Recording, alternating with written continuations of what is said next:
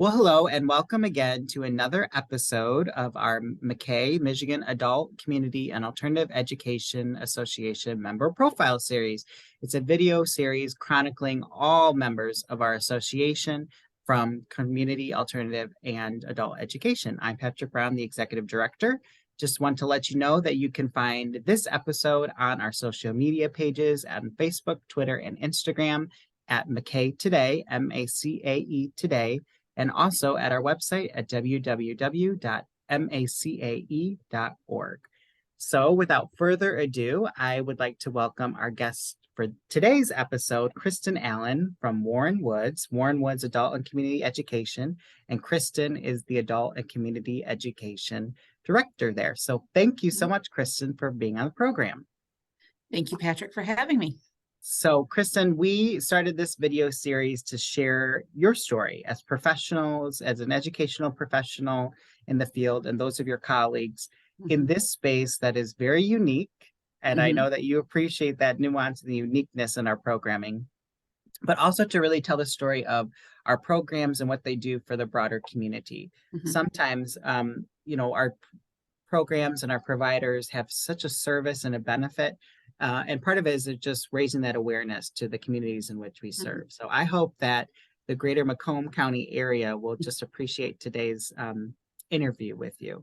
So why don't you start and tell us a little bit about your educational background, where you went to school, your different degrees, certifications, and then kind of walk us through your experience. Where did you start and how did you find your way into adult and community education?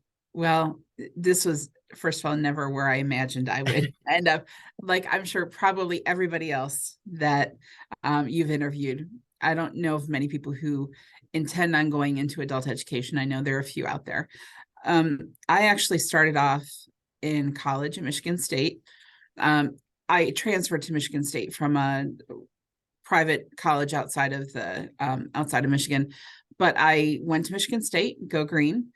And I can't say go white, Kristen, but I will say it for your benefit. Go white. Thank you for that. I appreciate it. I know that there are some other people out there in the state. I will acknowledge that. I actually was an engineering major to start. Wow, I never knew that. Yeah. And I only had a few classes left to go. And it's a long story how I got there, but I actually ended up going into social science and economics, political science, and so on. Then I decided that I really, really liked the public administration side of things. I liked volunteering with nonprofits and doing some of those things. I was good at it. I had done a lot of work for different churches in Christian education. And again, it was something I was good at. And so I decided that I wanted to go for a master's in public administration. Wasn't 100% sold on it at first. I thought maybe I wanted to go into library science, and that was a whole other thing. But it's kind of interesting. This is just a side note. Relational transitions in my life have led me in certain directions. And so I had a major breakup with somebody. I decided to go to grad school to fill my spare time, which is a great reason to go to grad school. And I went to Wayne State for public administration. I got my MPA. And I actually started working here, and I have pursued a PhD. I've been a doctoral candidate for a while now in public administration or public policy, actually, at Wayne State. Wonderful. So, I didn't know that. Yes. And public policy and public administration are sort of my things. I started this position. I had done sub-teaching for Warren Woods, which is my home district, graduated from the district. And I had done sub-teaching while I was in grad school. It was a great part-time job, and got married, moved around the country with my now ex-husband. And when I came back to Michigan and started going through the process of a divorce, I needed a job. And my sister was a teacher in the district, and I applied for this position thinking I was not at all qualified. And I got hired, and 15 plus years later, here I am. So Wow. yeah, I kind of fell into it in a lot of ways. But the thing that I think is really good from my background is the public administration side. Um, Educational administration degrees are absolutely fabulous, but this job with all the working grants, and with all of the performance measures and program evaluation and so on, really played into what I studied in for my master's program, because my background is actually in policy analysis and evaluation. So Well, and I'll just add to that, Kristen, and say, knowing you and working with you on many different projects over the last few years that I've been in adult education, I can see the string of passion in your educational experience and how that has impacted your professional career, because I have recognized you as a colleague who is very centered on student outcomes and finding approaches that work for that student to get them to where they need to be to find that level of success that they have outlined as a goal, or whatever that goal is that they've outlined. And I can see that in your facets of work and in your education, how you approach that with your learners and with your staff and with the students that you work with. And you have that administrative kind of public policy perspective, but you also have that real world programmatic, walking along with people in their shoes mentality as well. So I just wanted to say that I appreciate you for that. And I hadn't understood your whole story. And so understanding that now, it just clicks even more for me, at least. I appreciate that. Thank you, Patrick. And that is one of the reasons I am big on the policy side of things, and how things are written in a policy and what policies we adopt as a state, as a region, or however we do it. And part of it is also my advocacy for adult education in the political arena. I do want to say, this is just a total side note. I joke that my first foray into adult education was with my mom. My mom was an adult education teacher when we first moved to Michigan, and for a competing school district.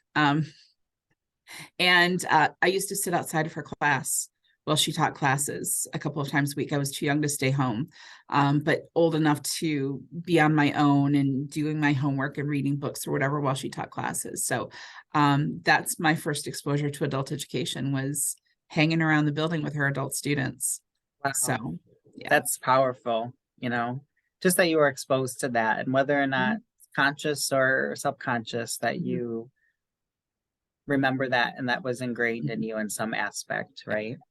One of the things that I think was important at such a young age was my mom had utmost respect for her students. And even though K-12 was her thing, and she retired from teaching a number of years ago now, the adult education students were just the same to her as the K-12 students that she taught, and her expectations of them and what she wanted to see from them. And her teaching was not lessened because they were adult education students. She wanted them to have success. And I think that value has translated to me, I hope. I would say so. So tell us a little bit about Warren Woods now, Warren Woods Adult and Community Education. Tell us about kind of where this programming fits within the district. Tell us about your program. What services do you have? What class offerings are available? And then even kind of tell us a little bit about, your student population and who you serve. Okay. So first of all, we run a gamut of programs.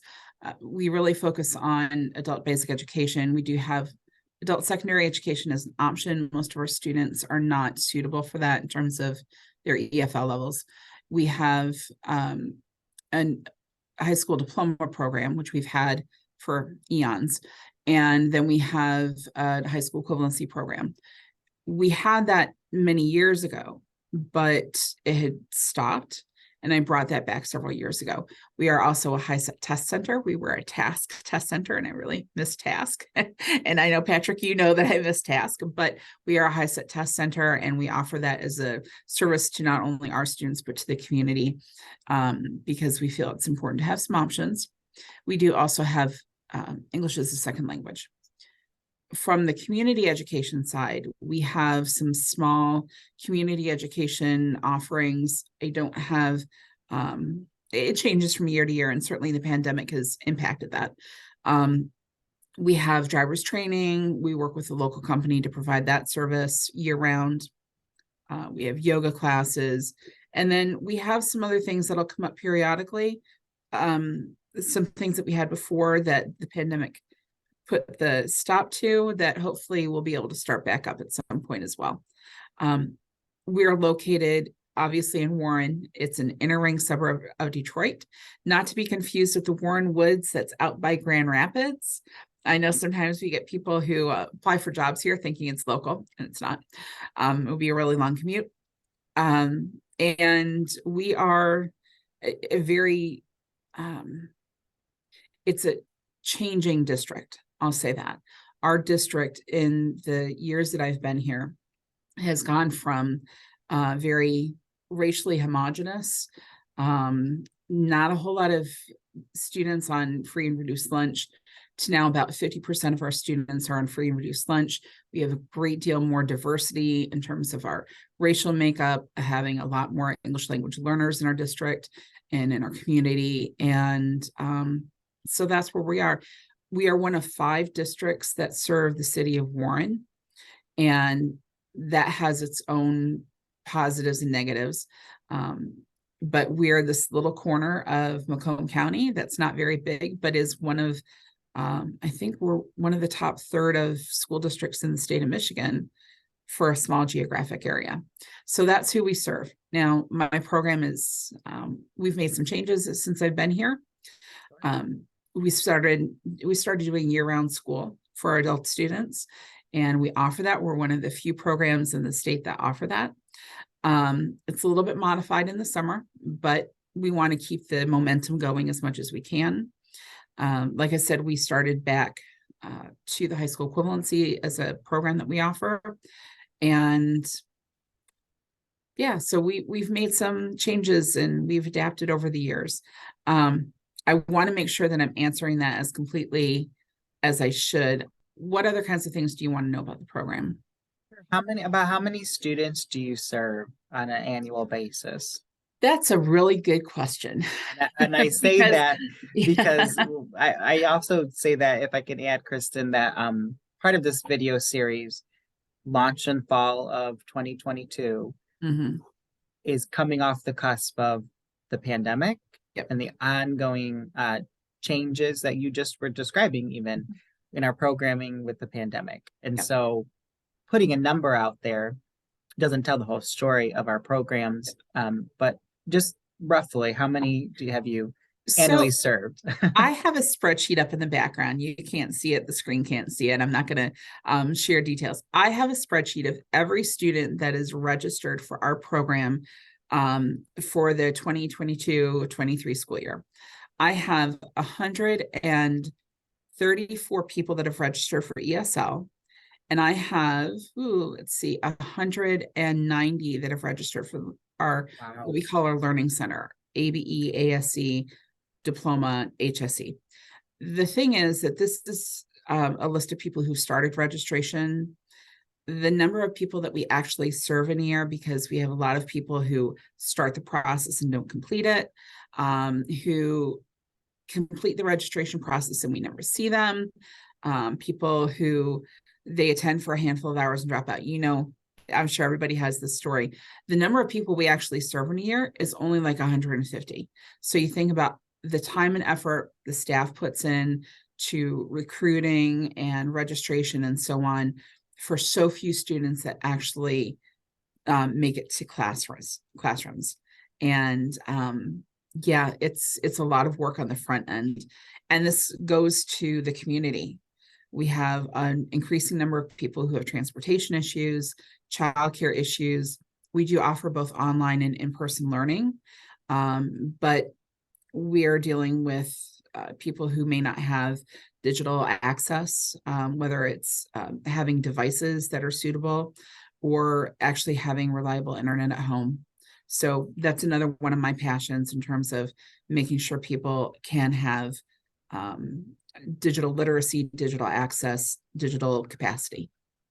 You talked about some of the challenges that especially the adult learner faces. And I, again, just want to echo that in this space, you are recognized as an advocate for finding strategies, overcoming policy, breaking through that red tape to try to find services, resources, supports that either your program can directly provide to a learner or that you can connect with them that is within the community, the larger Macomb Warren community. What motivates you or keeps you coming back to this work? I'm going to cough for a second, so hold on. Sure.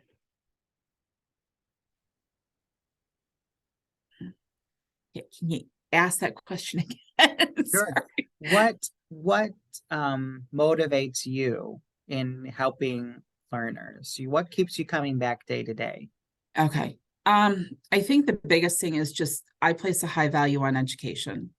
And I know that a person's life is enhanced with anything from basic literacy to a diploma or a credential. And not something I learned from my dad. And I am so influenced by my family.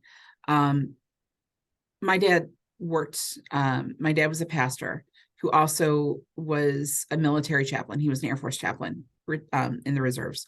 And he did that to send all 6 of us kids through college. He made sure that all of us had bachelor's degrees. When he said, I don't care if you are a stay-at-home parent, your education benefits you and your family, whether or not you ever use it for employment. And so I differ a little bit from the workforce mentality. I think an education is something that enhances your life, regardless of whether it's for a career, for employment, or anything. So that's number one. I just think education is important for every person. I think it should be accessible to every person. I don't believe that just because you didn't do it in a certain time frame before you reach a certain age, that you should be written off. Absolutely not. People deserve an education at any point in their life. About that. So having said that, I mean, I do see the value. And I also am an advocate for the fact that when we have people who, we have all these programs to alleviate poverty, to address inequities in our society, whatever those may be based upon, one of the things that changes lives is education. And so this is my passion. This is why I do it. This is what keeps me coming back, because I believe that education will absolutely change people's lives. And again, it doesn't need to be necessarily that they get a better job or anything like that. If it's just a mom who can read to her child or a dad who can read to his child at night, and that 2-generational literacy is so important. And I've benefited from that in my own life, and I'm so grateful for that. I want other people to benefit from that as well. Such a positive mantra to carry, but also the fact that you are sharing that with the people that you work with and with your students and the learners that come through, and that they are able to access that and to experience that is probably the most powerful part of what you just said as well. So thank you for sharing that perspective. So as you look forward, where do you see your program moving? You know, we're coming out of a uncertain time that we are still holding on to the or I should say the pandemic is still in some ways holding on to us. And so we're making adjustments to respond to that. The economic climate is obviously impacts our programming and how we're able to engage learners. So where do you see kind of programming moving in the next year to 2 years as you go forward? That's a really good question, because I want to be responsive, and certainly there are limitations. There's limitations in terms of what grant funding is available and staffing, and not wanting to cost people jobs or anything like that either, and trying to keep things stable for students, for staff, and so on. So this is always a challenge to me. The one thing our staff, my staff, really did very well was when the pandemic happened, we shifted gears from things we never thought we would do or see ourselves doing to finding I don't want to say a sweet spot. For us, it's the best of both worlds, having some online learning, having in-person learning, trying to meet the needs of the students. So long term, that's my first and foremost priority, is how do we meet the needs of the students that we have coming to us that change constantly. We have an influx of Ukrainian students, and that certainly changed how we operate because of their unique needs. The demographics change every year in terms of our English language learners and what languages they speak. What we had 5-10 years ago as predominant languages, educational backgrounds, and so on is not what we have now.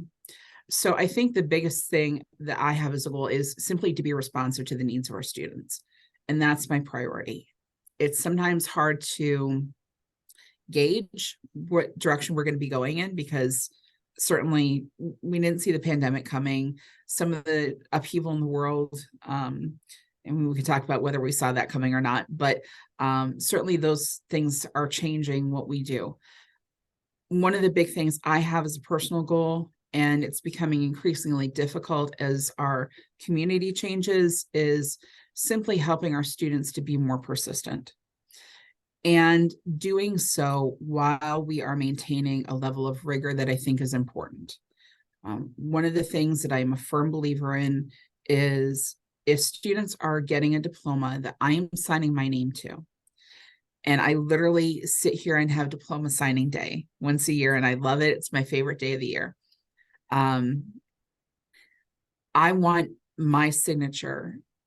My signature to me is a promise to those students that I have created a program and overseen a program that is giving them the best education that they can get, that they are ready to go into the next step, which hopefully is post-secondary or college, community college, or to be successful in their career and have family wage earning skills. I want that to be my promise to them.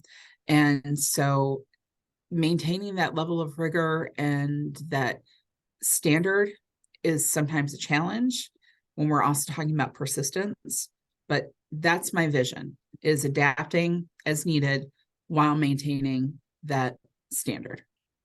That is a powerful goal. But in many ways, Is it doable? Yes. Yes, but it's doable, because I was just going to follow up and say, in many ways, you're working and continue to work towards that goal and supporting those learners. So as we come to the end of our time, Kristen, is there a mantra? Is there a saying? Is there something that keeps, that frames, I should say, your leadership? Because you are a real leader in this space and helping to lead your program and lead your staff, lead your learners. Is there something that kind of frames all of that? You've talked a lot about recognizing the diversity of your learners and leaning into their skill set and to their goals, but anything beyond that that you'd like to share? Patrick, you've heard me talk so much about my emotional poverty work, and that's one of my, it's something that I feel is like an underlying mission in what I do. But I think one of the big things, it's not really a mantra, but I keep in the back of my head that I have had in so many ways a blessed life, not a economically rich life. But I have had parents who cared about me, who made sure I got an education, who made sure they supported that education and gave me a good launching space. And I think about when I have students who come in here and they haven't had that. And it might be the 18-year-old who comes in here. It might be the 60-year-old who comes in here. And I'm just so fortunate that I have had that. and I want to give them the safe space. So it's not really a mantra, it's just a philosophy of how do we make sure that our students can have a safe environment to learn, have that security here at school to learn, and for it to be a safe space to make mistakes and to grow, and all the things that we should have as children that maybe some people didn't have, but making sure that we have it now. So is it a mantra? It's not a specific saying, but it's a philosophy, it's a belief system that I have that hopefully like puts a line under everything I do and says this is going to be the bare minimum of what we do, and everything else is built upon this. I think that's a wonderful philosophy, and I think that you should take great pride in the work that you're doing, because I think you are living that philosophy and bringing that to Warren Woods. So I just think that the work that you all do is so valuable. Well, thank you for taking time with us and being here and sharing just a little part of your story. I know that these conversations for me are just so impactful and powerful. And again, just an opportunity for us to learn more about you, our members, and to learn more about the programming and the efforts that you all undertake each and every day to really make an impact to make our state even better. So thank you again, Kristen, for being here today. Thank you for asking me, Patrick. I appreciate it. It's nice to talk to people about my program sometimes and have that opportunity. Absolutely. Well, you can find, again, for our audience listening, you'll be able to find this video on our Facebook, Instagram, and Twitter social media pages at MACAE, MACAE today, and at our website, www.macae.org. But we'll be back soon with another episode. But for now, thank you to Kristen Allen, Coordinator of Adult and Community Education at Warren Woods Adult and Community Education. Take care. Thank you, everybody. Thanks, Patrick. Thank you.